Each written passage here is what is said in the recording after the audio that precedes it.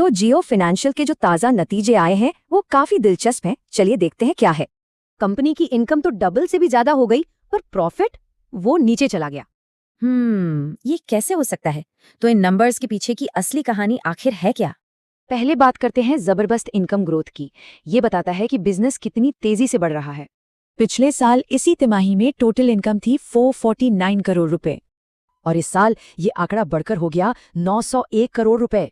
अब आते हैं प्रॉफिट के नंबर्स पर, जो कहानी को बिल्कुल पलट देते हैं। पिछले साल तीसरी तिमाही में प्रॉफिट था 295 करोड़ रुपीस, लेकिन इस साल ये घटकर रह गया सिर्फ 269 करोड़, यानी साल दर साल सीधी 9% की गिरावट। तो सवाल ये है कि सारा पैसा गया कहाँ?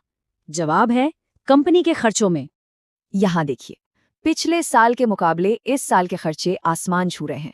कंपनी कहती है कि ये खर्चे बिजनेस को फैलाने और नए निवेश की वजह से बढ़े हैं। अब सिर्फ एक तिमाही नहीं, जरा 9 महीने की पिक्चर देखते हैं, इससे बात और साफ होगी।